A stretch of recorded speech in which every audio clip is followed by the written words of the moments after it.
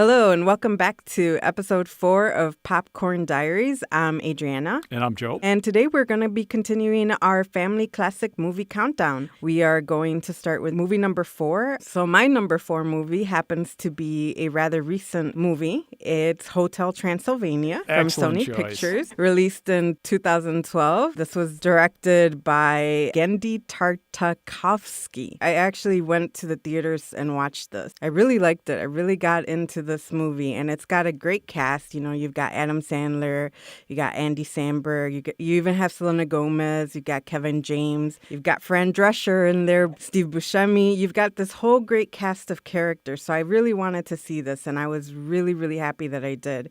And ever since I saw it in the theater, I have not been able to get enough. Every time it's on, I watch it. Yeah, what a great choice. When it first started to get advertised, I saw the cast list of who was going to be in it for the voices, and I just said, oh, yeah. And so as soon as it came out, we took a peek at it. Yeah, it was definitely a great experience to watch it in the theater. So you had all these families in there, all the kids laughing at every little thing, and you've got these great moments in the movie, the interaction between Dracula and his daughter, the interaction between Dracula's daughter, Mavis, and the new character who is actually a human, who they always kind of try to stay away from humans, which is what the monsters really do, is kind of hide from humans.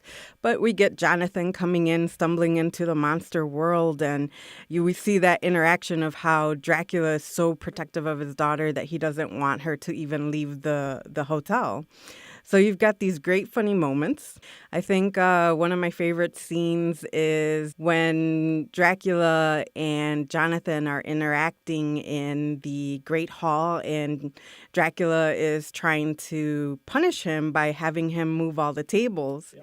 And then you see that Dracula is such a control freak that he can't even allow him to do that. That's a great scene. But then he finally lets loose in this scene, and you've got them jumping off all these tables. Things are flying around. The tables are praying for their dear lives.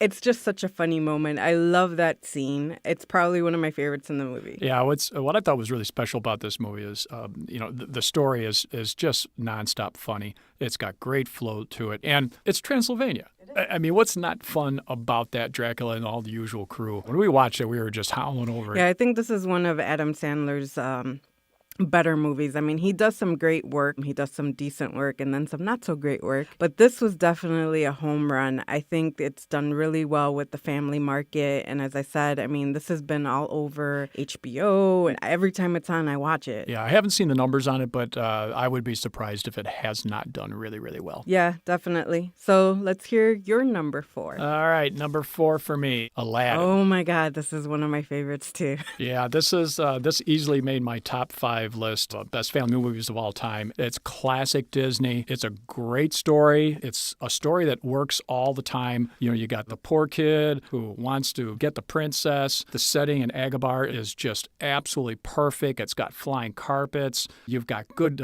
guys. You've got bad guys. But there's no doubt in this movie that it's all about the genie. And you have to credit Robin Williams for doing the voice for the genie. It was absolutely a masterful choice. I can't picture this movie being anything other than with him doing it. He ad-libbed most of his lines, so when they gave him a script, he basically just threw it off to the side and went and did his thing, and it turned out absolutely perfect. He never stops throwing out the one-liners, which is classic Robin Williams, but he still stays with the story, which is really, really cool. It's easy to buy into the characters of Jasmine and Aladdin, obviously, but also, you got Jafar running around being the bad guy. You got your love story. You got a great setting. Of course, you got perfect animation by Disney, which we've come to expect, and there's no disappointment there. So all in all, it's just great. And again, sprinkle Robin Williams as the genie on this thing. It just comes out absolutely great. What I find special about this is a couple things. One, it was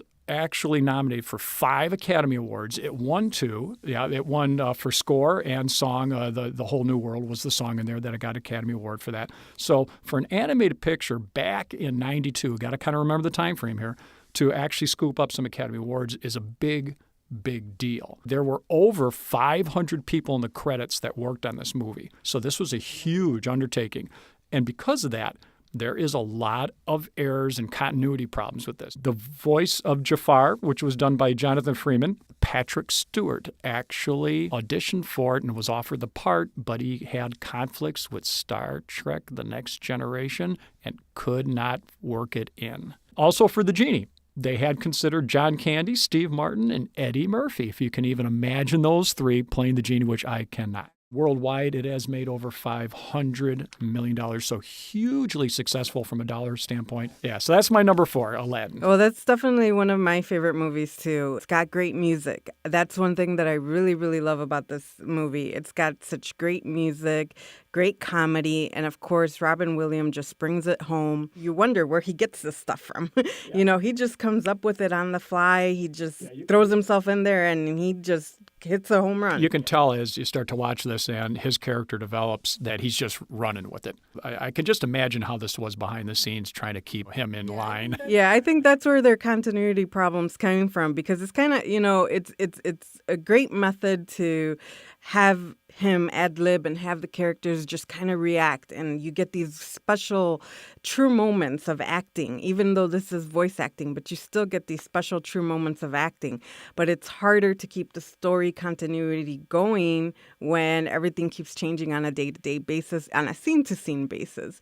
So the fact that this movie still was able to complete a solid storyline and make as much money as it has over the years and be in, Disney's family classic vault is phenomenal. I really, really agree with you on this movie. Yeah, I certainly would recommend everyone to run out and watch it again if you haven't seen it lately. It's definitely one I can sit and watch again and again and again. So I think that's it today for us on Popcorn Diaries. We have discussed movie number 4. So we kind of both picked cartoon movies today, so we'll see what happens next time on Popcorn Diaries when we hit movie number 3. Anything to add, Joe? I promise that my number 3 pick will not be an animated movie. I can't promise the same thing. Well, thank you for joining us, and keep on commenting. Hopefully you like what we're doing, and if you have any suggestions, please let us know in your comments below. Thank you.